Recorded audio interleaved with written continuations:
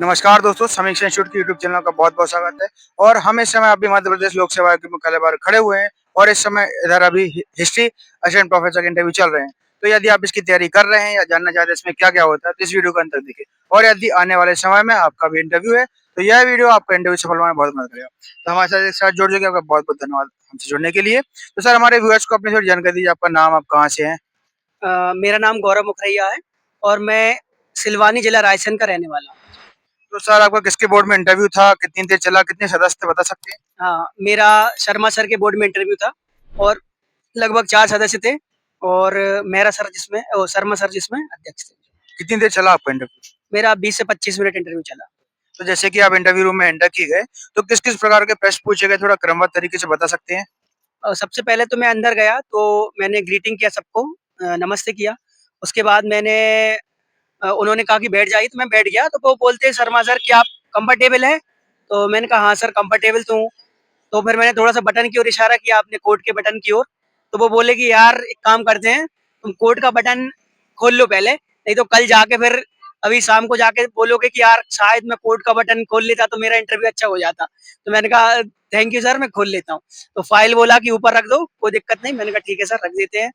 फिर उन्होंने सबसे पहले नाम पूछा, रोल नंबर पूछा, फिर मुझसे पूछा कि अच्छा बैकग्राउंड साइंस है आपका? तो मैंने कहा जी सर मैंने बीएससी किया है।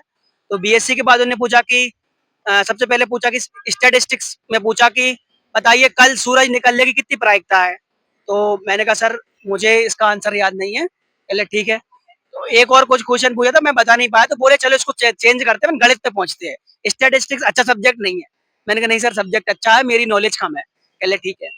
तो फिर बोलते कि अच्छा बताइए पाई क्या होता है गौरव जी? तो मैंने बता दिया पाई क्या होता है। उसके बाद उन्होंने पूछा पाई की वैल्यू क्या होती है? तो मैंने बोला कि गलती से थोड़ा गलत निकल गया पाई की वैल्यू। तो बोलते नहीं गौरव जी आप थोड़ा पास हैं थोड़ा सा बताइए। तो मैंने बोला कि सर 3.14 के लिए हाँ ठीक है। ठीक है। फिर वो बोलते हैं कि अच्छा आपके रायसेन जिले से हो तो किले के बारे में कुछ बताओ। तो मैंने किले के बारे में बताया। बोला कि कुछ फेमस है वहां पे ऐसा कुछ? मैंने कहा हाँ सर वहाँ की जल प्रबंधन प्रणाली। बोले पानी के लिए कुछ व्यवस्था है?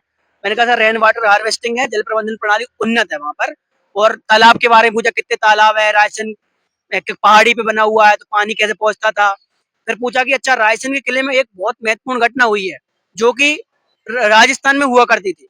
तो मैंने कहा हाँ सर वहां पर जौहर हुआ है 1543 में शेरशाह सूरी द्वारा जब वहां पर आक्रमण किया गया था तो बाकी रानियों ने जौहर किया था।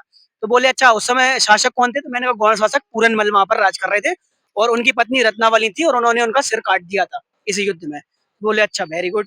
तो फिर इतना ही पूछा। फिर बोलते हॉबी क्या है? मैंने कहा सर भजन गायन और गाने गाना है। तो बोलते भजन में आप ओम जय जगदीश हरे किसने लिखी है? तो मैंने कहा सर मुझे याद नहीं है। बोले अच्छा याद नहीं है गाते तो होंगे? मैंने कहा हाँ सर गाते तो हैं। तो बोलते अच्छा सिंगिंग करते हो? मैंने कहा जी सर।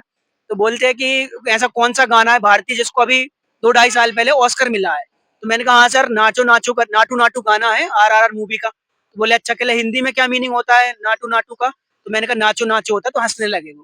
तो मैंने कहा हाँ जी सर। फिर वो एक बोर्ड मेंबर के पास गए तो उन्होंने मुझे यूरोपीय इतिहास के बारे में पूछा, इंग्लैंड की क्रांति के बारे में पूछा। उन्होंने मुझसे 2-3 कोट भी पूछे जो मुझे याद भी नहीं आ रहे, पहली बार मैंने सुने थे, तो मैंने सॉरी बोल दिया। अच्छा बोले अच्छा कौन से वेद में आयुर्वेद के बारे में बताया गया है? तो मैंने कहा सर ऋग्वेद में आयुर्वेद के बारे में बताया गया है और अथर्ववेद में भी हमें देखने को मिलता है। तो बोले अच्छा सिंधु घाटी सभ्यता के लोग लोहे से परिचित थे कि नहीं थे? तो मैंने कहा सर सिंधु घाटी सभ्यता के लोग लोहे से परिचित नहीं थे, बाकी आर्यन लोग इससे परिचित थे। कहले अच्छी बात है। फिर दूसरे सर को पास कर दिया। फिर उन सर ने भी मुझसे थोड़ा हिटलर के बारे में पूछा, नाजी विचारधारा के बारे में, जर्मनी शुद्ध नाडिक आर्य के बारे में पूछा कि ये क्या होता है, यहूदी के बारे में थोड़ा पूछा। उसके बाद एक और मेंबर थे उन्होंने पूछा कि गांधी जी ने जो आंदोलन किए उनका मेन मोटिव क्या था? तो मैंने कहा सर सत्य अहिंसा के मार्ग पर चलकर उन्होंने किया। तो बोले कि सत्य अहिंसा क्यों अपनाए? तो मैंने कहा सर इतने बड़े साम्राज्य से टकराने के लिए अगर हम क्रांतिकारी कदम उठाते तो वो हमें आसानी से कुचल देते, दमन कर देते हमारा। लेकिन गांधी जी की जो पॉलिसी थी वो बहुत अच्छी थी, उसमें अंग्रेज दमन नहीं कर पाते थे। नहीं तो ह्यूमन राइट्स वगैरह का भी उनके ऊपर दबाव रहता था थोड़ा सा। अच्छा ह्यूमन राइट्स थे? मैंने कहा थोड़े बहुत तो थे उस समय भी। बोले अच्छा ठीक है। फिर वो बोले कि अच्छा ये बताइए कि जो कांग्रेस की स्थापना हुई उसमें रूस का कुछ डर था क्या? तो मैंने कहा सर मुझे इसके बारे में जानकारी नहीं है। फिर वो बोले कि अच्छा बताइए कि जो एक 1857 की क्रांति से भी था तो वो मैंने बता दिया था। फिर बाकी बात बोले कि ठीक है अब गौरव जी हो गया आपका, मेरा शर्मा सर बोलते हैं। तो मैंने कहा ठीक है सर। तो बोले गौरव जी बढ़िया, आपका दिन शुभ हो, आप जा सकते हैं। और वो हाथ जोड़ लिए, कहले गौरव जी। मैंने कहा सर मैं समझ नहीं पाया क्या हो रहा है वहां पे, तो मैं चुपचाप नमस्ते करके सर को सबको थैंक यू बोल के और मैं बाहर आ गया। कोई ऐसा आपसे बोट टीचिंग कराई गई क्या? नहीं, बोट टीचिंग किसी से नहीं करवाई जा रही, समय का बहुत अभाव है, 20 से 25 मिनट और मिनिमम 16-12 मिनट तक के इंटरव्यू भी चले हैं। 10-12 मिनट में भी भगा दिया है और कहीं 25 मिनट तक भी चले।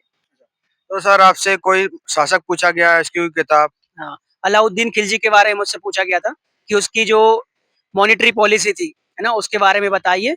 तो मैंने कहा कि सर कर लगाए थे, घर ही कर, चरही कर और दुआब में कर वृद्धि करती थी खालसा भूमि। तो बोलते नहीं वो साम्राज्यवाद का पोषक थी कि नहीं? मैंने कहा सर साम्राज्यवाद का पोषक थी। तो बोले बताइए किस तरीके से थी?